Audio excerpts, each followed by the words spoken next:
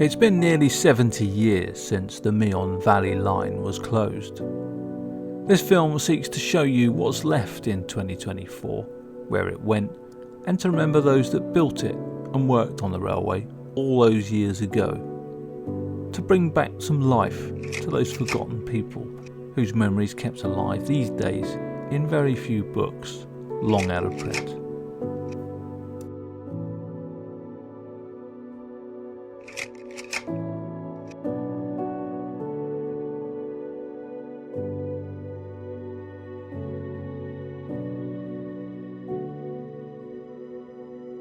I'm not really a railway buff as such, but I am interested in modern history and the nostalgic remains of what once was. The Meon Valley Railway ran along a 22-mile stretch beginning at Alton and then on to East Tisted, Privett, West Meon, Droxford, Wickham and of course Faringdon.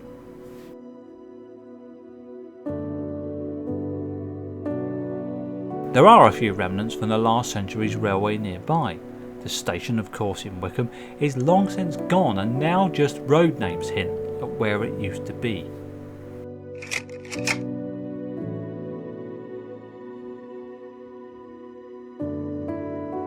There aren't many photos of Wickham station remaining, but here are a few that I've managed to get hold of, including the staff that once worked here. Their faces looking at us through time reminds us that, however hard to believe looking at the bushes, trees and rubble, that this was once a working railway that employed many of the working class.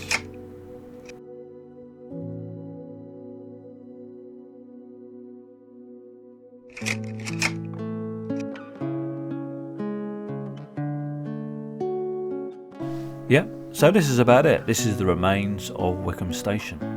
So this represents two large platforms, the station building and the sidings that were nearby, of course, and now it's been turned into a popular cycle route, the Meon Valley Trail.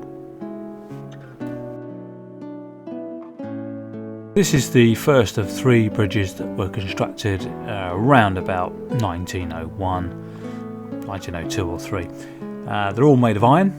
And of course, going back to the days before the Titanic was constructed, there was no such thing as welding. These bridges were iron and were literally riveted together, button-headed rivets, and they're very, very strong. And a testament to this is that they're still standing to this day with very little in the way of rust prevention or any other maintenance.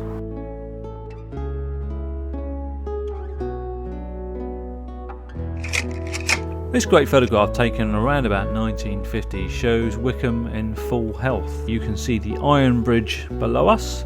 To the left is the service road, which is still in use today. It's part of the car park now, but it's a way of accessing the cottages nearby.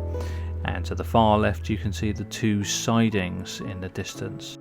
And here is a clip of pretty much the same height and angle. The scene has changed beyond all recognition. In fact, the only thing linking this shot is the iron bridge below. Everything else has faded into the weeds.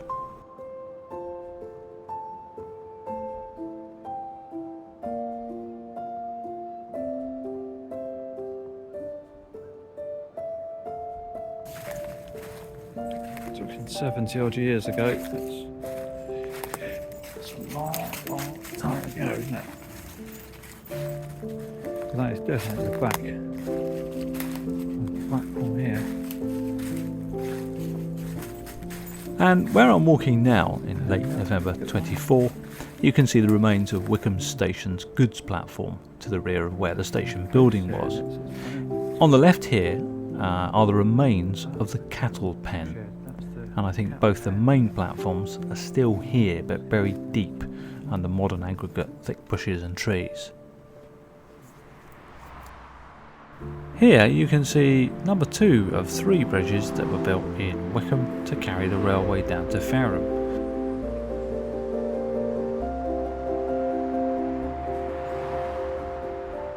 And this would give you some idea of how it would have looked.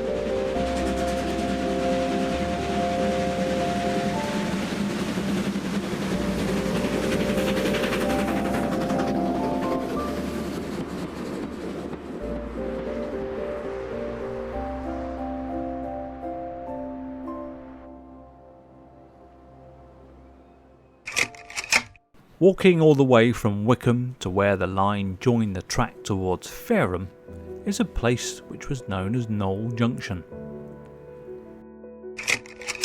Here at Knowle Junction was a signal box and a set of points which allowed the Meon line to connect to the main Portsmouth line, and its first stop was Fareham.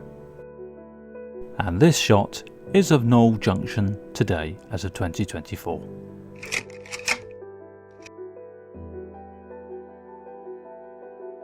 Bridge 73, as shown here back in the day, was the last bridge before Knowle Junction and the connection to the Fareham and Portsmouth line.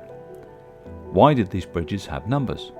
Well, in case there was ever a problem with something on the line or if the bridge collapsed, it was a point of reference.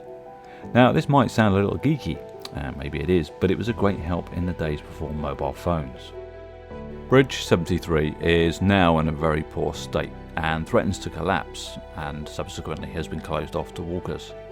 According to the words next to the bridge, however, essential repairs are to be carried out in October 2024.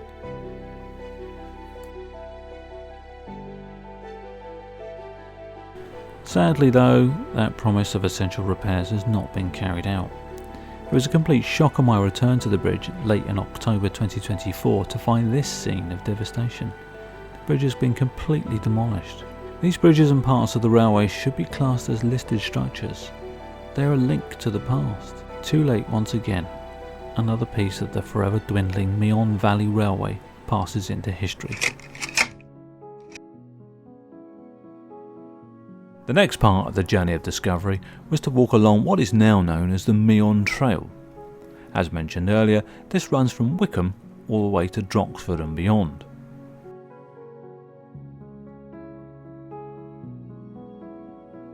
This view here is looking along a mile or so of distance of pure straight track bed. It's obviously very popular, as we saw many people either jogging, walking or horse riding.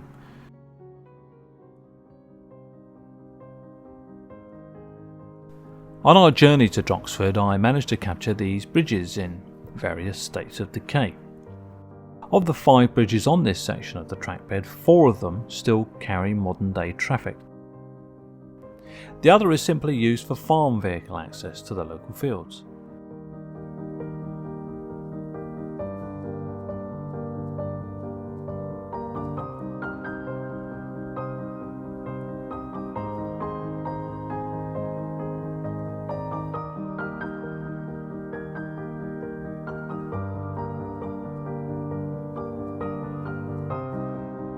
The state of the bridges in one way is a little disappointing, but in another way, the hanging ivy and crumbling brickwork make for a more poetic existence.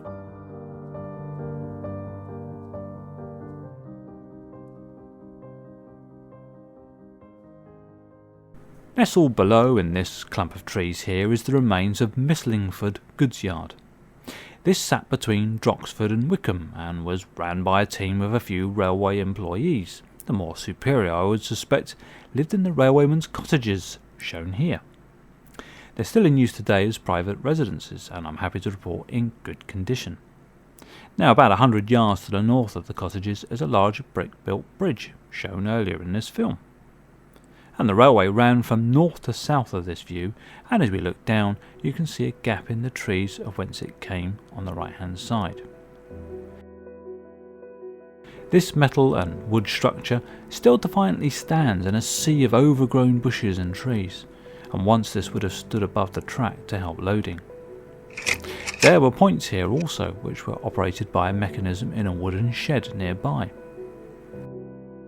So here's the points shed on the left hand side, but more interestingly, if you look closely in the photo, not only is the siding shown on the right hand side, but the loading arm, which I showed you a few moments ago in the film, is pictured in this photo. No trees or bushes obscuring it in the 1950s. The bridge is shown in the middle and the railway cottages are to the left hand side. A great connection to what was once here. And this in turn directed the goods trucks and their engines towards a storage shed, of which incidentally burnt down during the Second World War. There is now a small industrial estate courtesy of the evolution of Mislingford Junction, and perhaps because the road network naturally followed the railways. In the woods here, if you're brave enough to tackle the undergrowth, you can walk along the raised concrete platform shown in this black and white photo. It's now absolutely covered with ivy, and only people who were aware of its existence would know that it was here.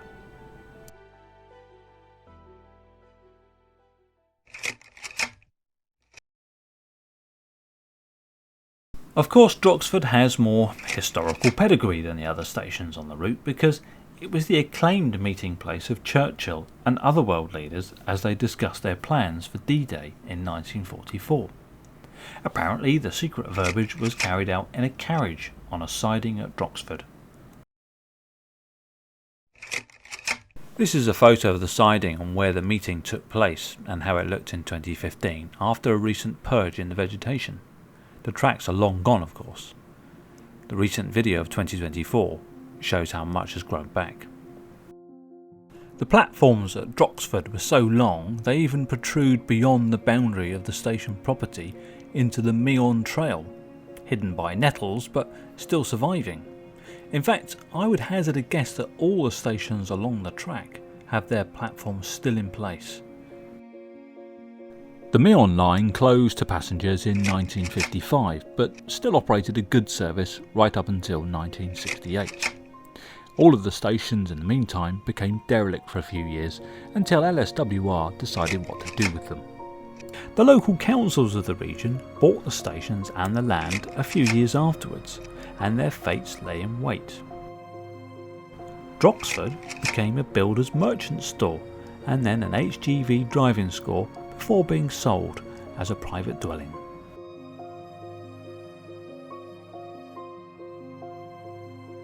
And the owners have even had the signal box rebuilt, and it's now let as a holiday apartment. Going back 10 years or so, the owners of Droxford Station had an open day for enthusiasts and interested parties.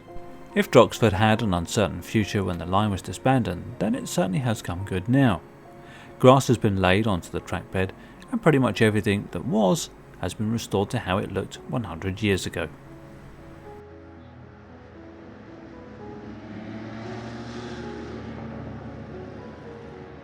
Nestled in the centre of the beautiful Meon Valley is West Meon, a village about halfway along the Meon Valley Railway route. The A32 continues its route through the tiny West Meon village, and it's so busy with traffic these days that it may well be a candidate for a bypass. The road is favoured by motorcycles for its fast straights and sweeping bends, and just a mile or so away, towards Petersfield, where the A32 and A272 cross one another, is the infamous Lumie's Motorcycle Cafe, which is popular all year round. On a hill though, just up the road, sits the impressive Church of St John the Evangelist. It's said that in the churchyard there are 4 or 5 graves of navvies that worked on digging out the railway back in the beginning of the 1900s, but alas, I couldn't find any in this quaint little churchyard. In 2018 I took footage of the remains of West Meon Station, which you can now see, to make a short film, but I never got around to it. West Meon Station building, pictured here in the early 1970s, was demolished completely, along with Wickham, and the only thing that remains now are the platforms and the bridge. Most of the other stations on the line were adapted into residences, but I would hazard a guess that West Meon was quite away from the populated area, so it wasn't desirable at the time. I'd also guess if that station was around today in the same condition, this would not be the case.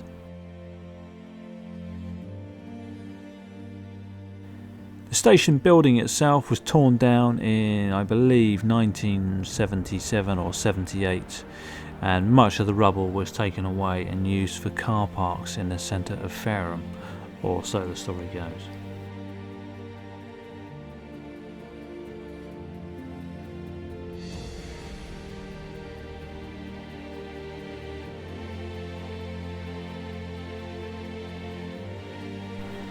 This is approaching West Meon Station from the north end and its famous sloping bridge. With a whiff of nostalgia, I was taken back in time to how the station once looked.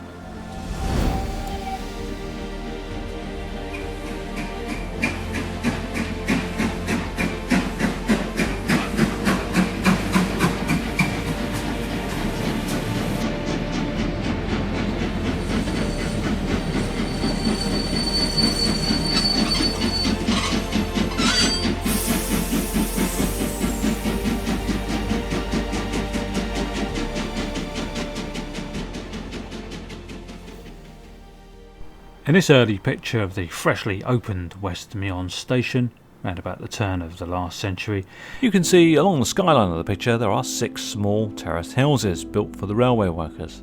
These houses have been built near all the stations, although Droxford's, interestingly, were destroyed by a World War II bomb courtesy of the Luftwaffe.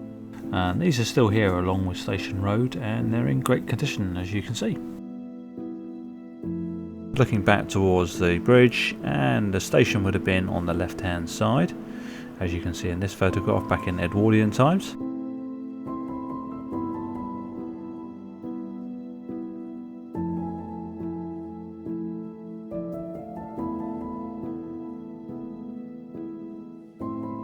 At this angle, of course, we're stood on the bridge looking down onto the 2 platforms, and to the right, of course, would have been the station building. Sadly, no longer with us. An interesting fact that all the stations along the Meon Valley Railway LSW are built to exactly the same dimensions, size. So if you want to see what the West Meon station looked like, you just need to go to Privett or Droxford or East Tisted, and those buildings are intact and they'll show you exactly what it would have looked like. There have been talks about the reopening of the Meon line as a heritage railway, a bit like the Watercress line, as the route is pretty much intact. However, so far nothing has happened, and for the moment it remains a pipe dream.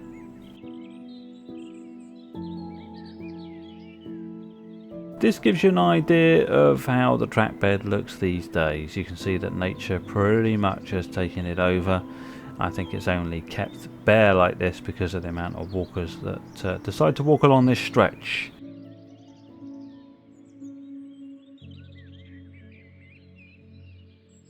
We're now approaching the end of the short track bed at West Meon. If you kept walking past this fallen tree, you'd have a nasty drop, because the viaduct that used to cross the road here was removed many years ago and sold for scrap. Dropping down to the road from the track bed with the fallen tree, at this very point was the massive iron viaduct. It was built approximately 70 feet up and bridged the 2 embankments together, while at West Meon, where we've just come from, and it connected it to East Meon, where we are now. The structure was demolished shortly after the railway closed in the mid-1950s.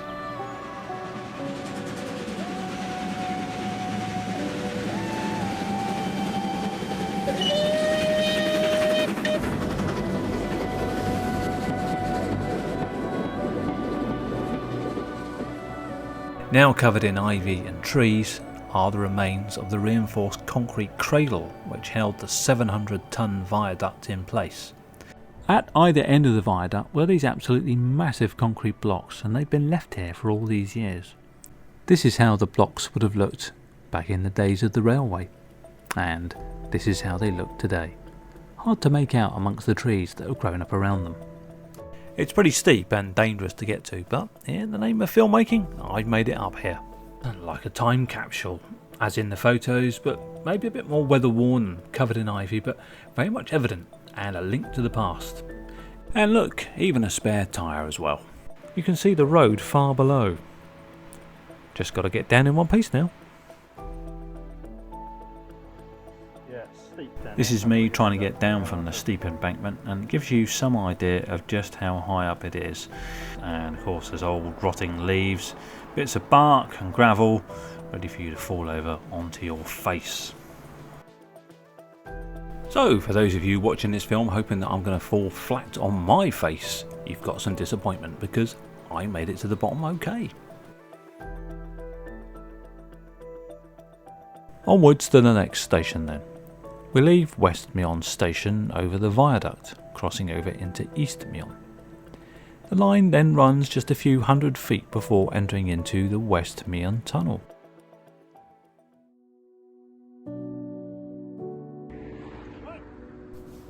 On a rather cold and damp December day here in West Meon, I took to the skies once again to film the West Meon Tunnel. It still exists to this day, and according to the information I've read, it's owned by a builder and is used as a bat preserve. Yes, apparently they have taken over the southern end of the tunnel, to which you are viewing now. The tunnel entrance has been filled in almost to the top, but there is enough of a gap so that the bats can gain access. And you can see that it's pretty much no longer accessible to people, unless you have a flying camera, of course.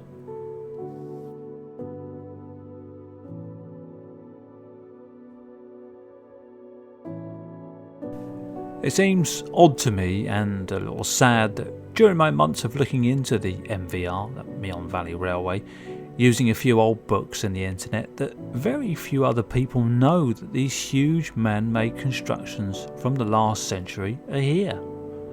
Thousands of motorists on the A32 driving by on their way to work, or to get the family shopping or heading to Loomies, pass by every day without a clue, and a care probably.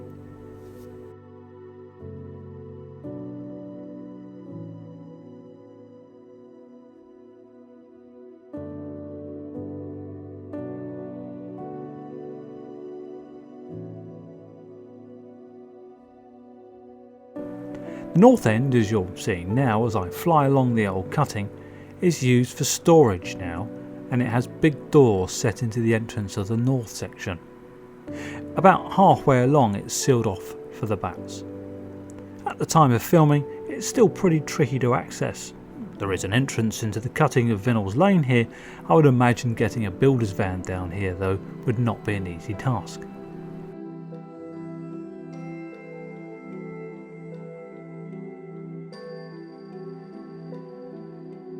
The bridge here at Vinnell's Lane would have been a great vantage point to watch trains appear and disappear into the tunnel all those years ago.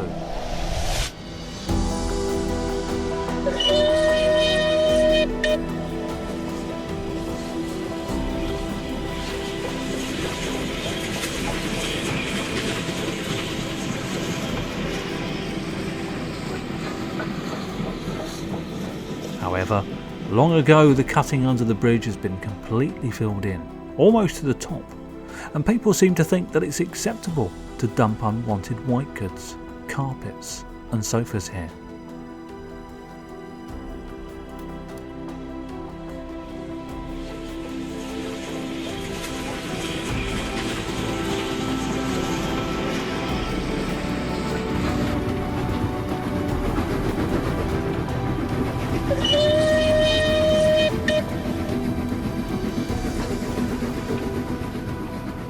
So the track then continued out the other side of the West Meon tunnel, and the track then swept along an embankment and over a road tunnel made for the traffic on the A272, which is still in use to this day.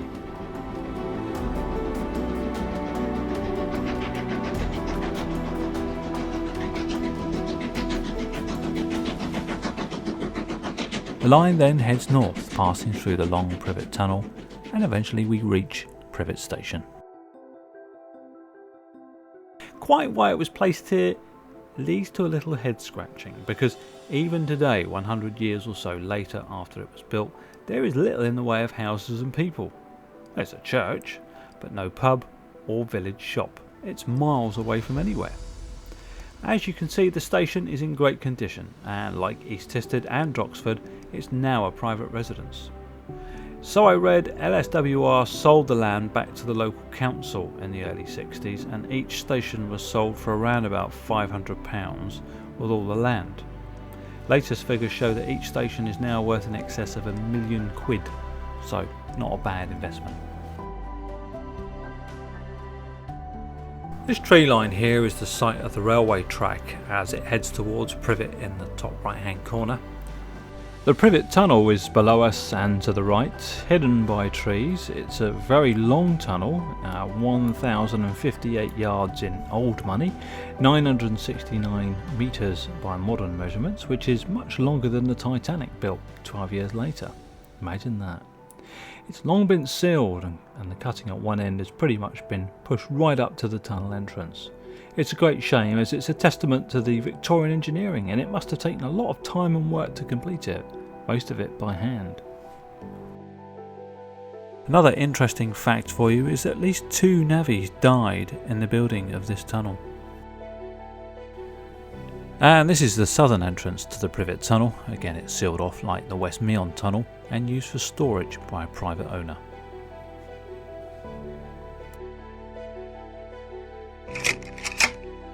One of the final mysteries of the Meon Valley Railway project was regarding this rather insignificant railway bridge.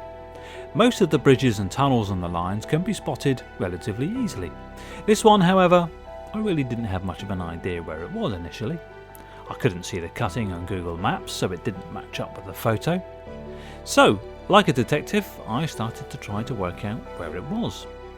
The photo was captioned approaching Privett, so of course it had to be somewhere near to the station, either north or south. It had been bugging me the entire time of carrying out this project, so today is the day where I go to set eyes on, so to speak. This is an aerial map from Google, and it shows you the LSWR land marked in blue, and again the tree line shows clearly the route that it took. The Privett tunnel is to the south of the picture, so not far away. The thick yellow lines show where the cutting was, and the blue lines in the picture indicate where the tracks were. The green ring to the north is where the Privett station still is, and our car on the map is marked in purple. Where I thought the bridge must have been is marked in red. So off I went like Sherlock Holmes to try and find out.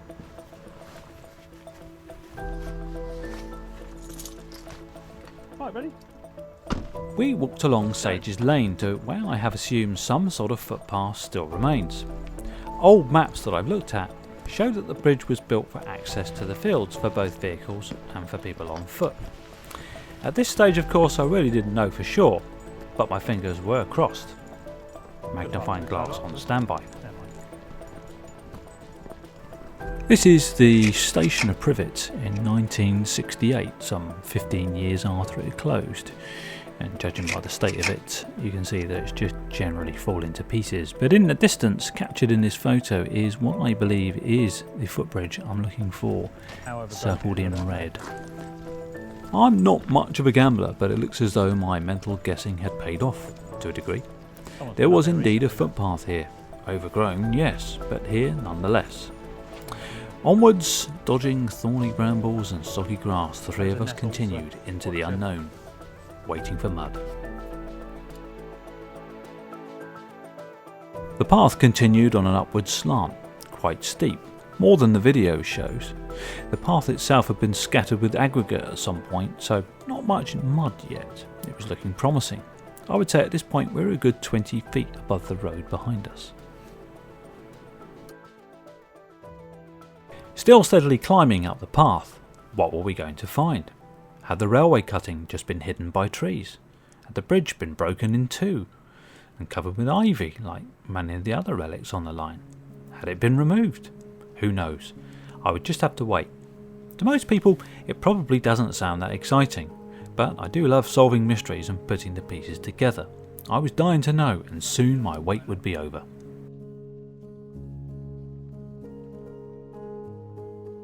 And here it was, the bridge in the photograph, covered in wet ivy. Well, the top of it anyway. Sadly, the cutting of the railway had been filled in, probably many years ago too, and the earth now was level with the bottom of the bridge. I couldn't believe it.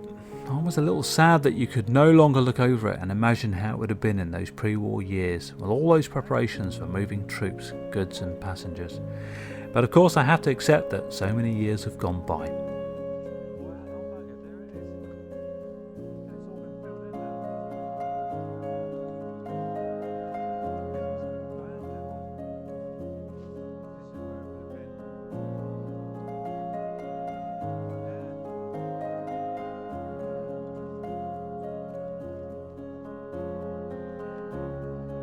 Shown here in modern day video, the top of the bridge can be seen at the end of this field. The width of this enclosure is actually the width of the bridge. And you can clearly see the land is now right up to the bottom of the bridge. To my mind, it would be interesting if the Time team with Tony Robinson turned up with a digger to see what they could uncover. But alas, I'm not sure they'd find anything particularly interesting. But I would have loved to have seen the rest of that bridge, now buried deep in soil. In a way, it's kind of sad that this once great bridge over the deep railway cutting is now hidden up here in a copse, covered in ivy.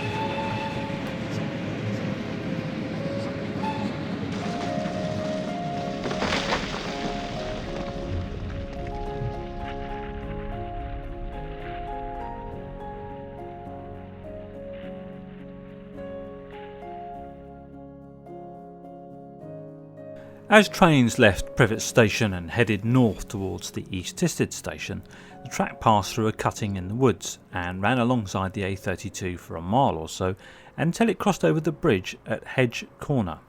In those days the A32 was rerouted, so it passed in a skewered fashion under the bridge, as shown here. This again was a familiar iron construction with a brick base.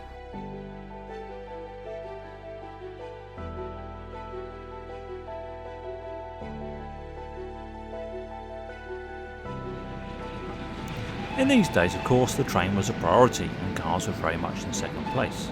This would all change over the coming years. This is how the bridge looked up until its demolition. And this is Hedge Corner in 2024, and you'd never know that bridge was ever here. And if you're in any doubt of just how beautiful the Meon Valley is, I would suggest you come out here and take a look, because it really is quite stunning. This is East Tisted station, how it looked before its closure and how it looks now in all its restored glory. I chatted with the owner of the house for a few minutes and he laughed just about how absurd the railway was. He was keen on its history though, just not sure that it would ever have made any money. Sadly it didn't. Just like all the other stations on the Meon line, East Tisted is a little remote, like Privett, just up the road. It has a pub, post office and a church.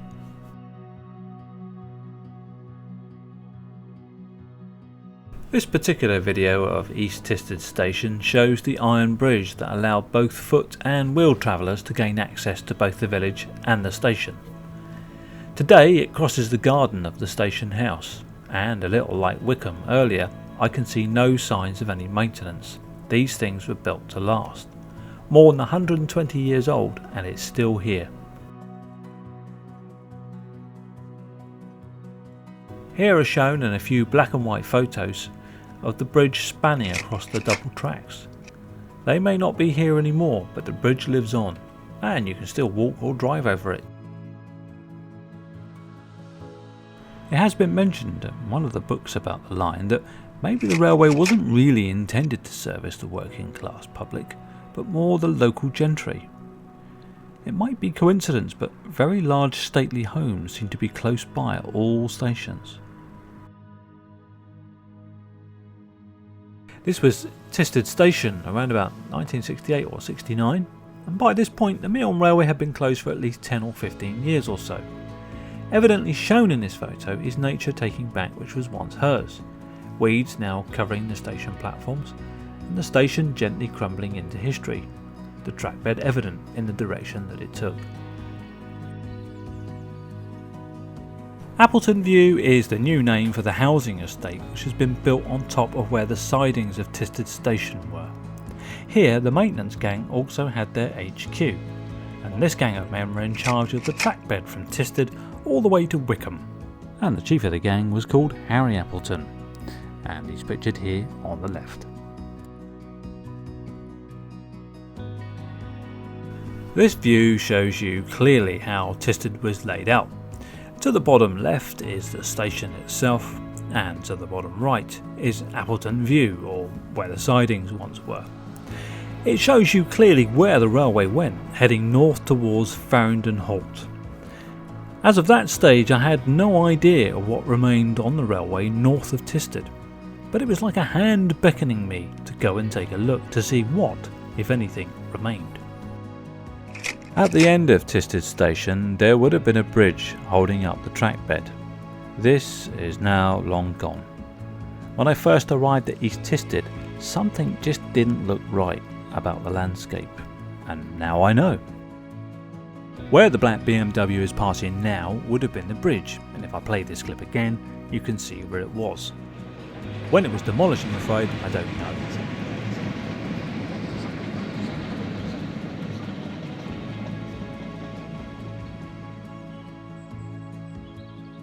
Bridle Close is now the name for the small housing development that sits pretty much where the bridge was.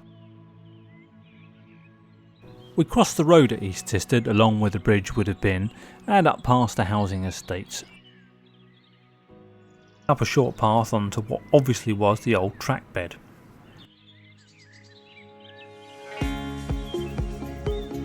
Now, because of our magnificent weather system in this country, the track bed was very overgrown and just a single path was worn and walkable smack bang in the middle of it.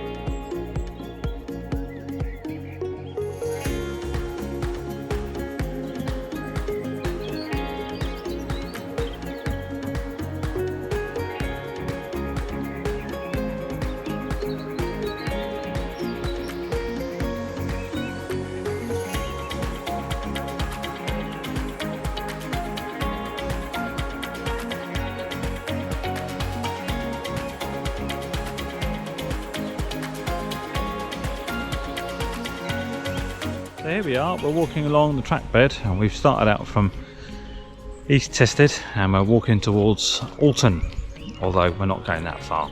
Good lord, no. I have some energy but not enough to reach Alton from Tisted.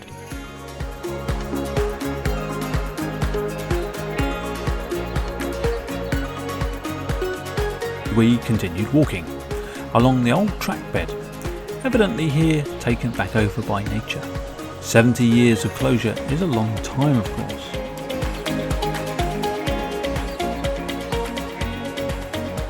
And from the darkness of the thick trees, we burst out into the hot July sunlight.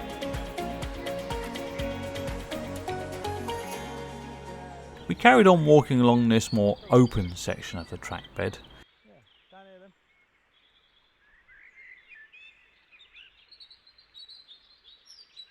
And a little further, negotiating wet mud from the recent rain, until we got to here.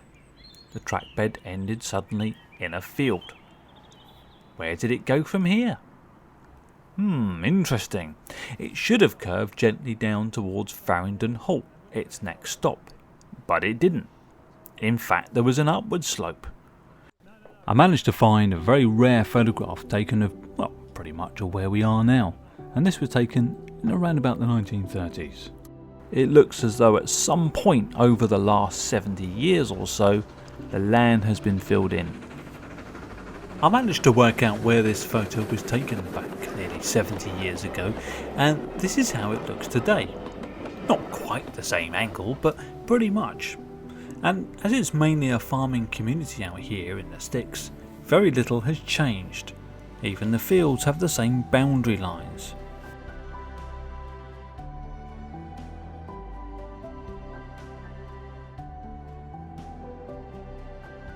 We are here. This is of course what represents where we came out into the field.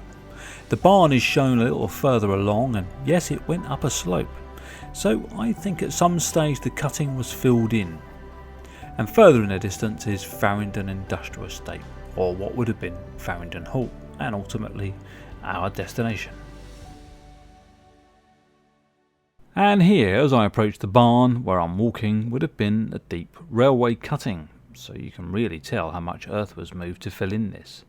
Probably in the late 50s or 60s. Who knows? There are no records, but maps indicate a large cutting was here, and now it's a slope up to the barn. So we walked up to the green barn here and turned off left along the tree line, which of course turned out to be the embankment tree line, as it headed towards Faringdon Halt, or Faringdon Industrial Estate as it is today.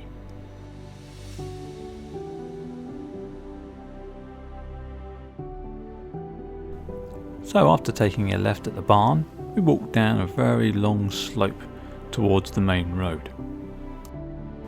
I turned around to look back and filmed where we came from, and it's tricky to see here, but the railway came down this slope through the woods towards the A32 like we just did. It came along this tree line from the field above. My first thoughts that it was maybe a level crossing that was used on the A32, but then after consulting a 1930s map, it shows quite clearly yet another one of those iron and brick bridges that were a popular design on the Meon line. So it made sense that it crossed here and went into Faringdon Halt. And I doubt there's any photos, but if there were, I would imagine that from above it would have looked a bit like this.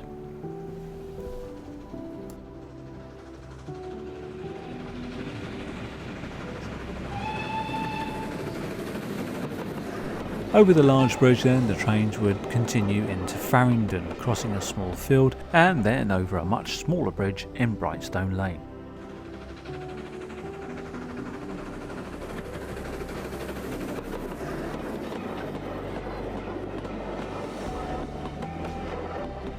This was Faringdon Halt, and that's exactly what it was. Originally just a large goods yard for the Meon Valley Railway, but after a few years the locals of Faringdon decided that they wanted a station, and they were given one. Well, a platform with no wind or rain protection, but you can't have everything. To the left of this aerial view is a filled-in bridge. After 25 years of closing, this is how the tunnel looked back in around 1979, and how it looks now in 2024.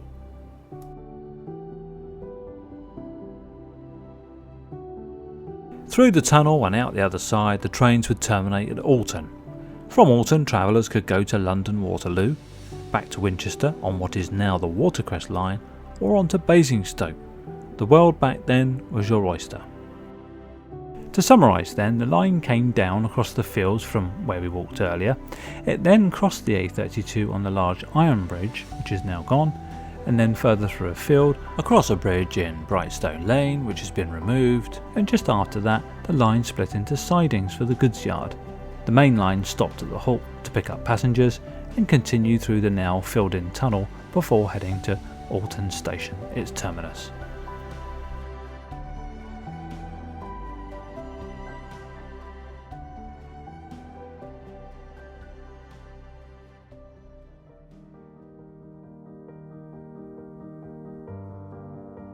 The line continued north from East Tisted to Faringdon Halt and then went on to its terminus, which was Alton Station. But before it got to there, however, it had to pass through what was known as Butts Junction. The unfortunately named junction was where the Watercress line, the Basingstoke and Alton Light Railway, and relevantly the Meon line all meshed into one, and was controlled by a signal box here. This was how Butts Junction looked in around about 1940, and you can see the Meon line as it veers off to the left, the Basingstoke and Alton Light Railway to the right, and straight ahead onto the Watercress line. After all three lines closed, of course, there was no need for the signal box, no need for anything. So in this picture you can see how it looked post closure in around 1983. This shot, not far from Alton, shows where the railway would have come across the fields from Faringdon Halt. The Meon Valley line swept in an elegant curve to join the junction. When the A31 was built, it destroyed the track bed. They removed the footbridge in the fields here, and another two bridges that were crossing the old road. Just before the angled trees here to the north is where it met Butts Junction and the other two railway lines.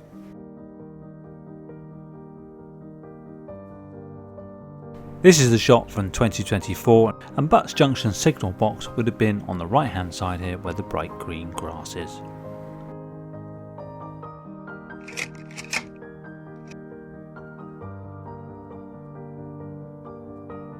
In around 2019, Butts Bridge was demolished and a new one put in its place, and sadly this was the end of Butts Junction signal box.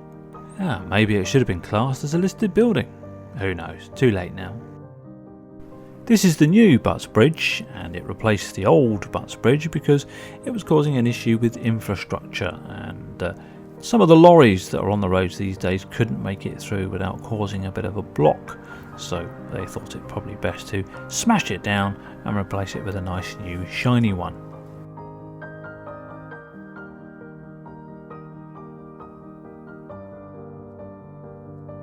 Our next and final stop is Alton station, the beginning of the Meon Valley Railway, if you like.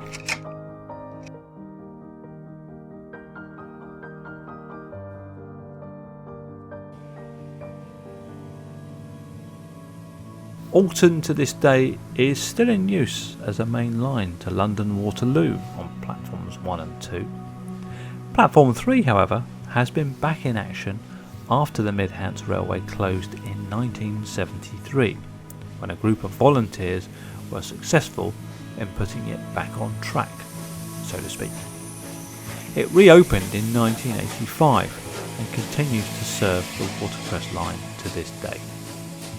Things have changed at Alton station over the years, but the track and the platforms have not.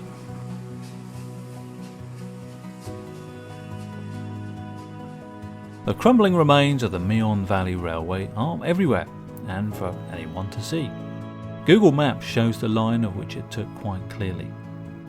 In this day and age, however, most young adults are drifting further and further away from the memory of this really quite remarkable feat of engineering that was carried out by the Victorians.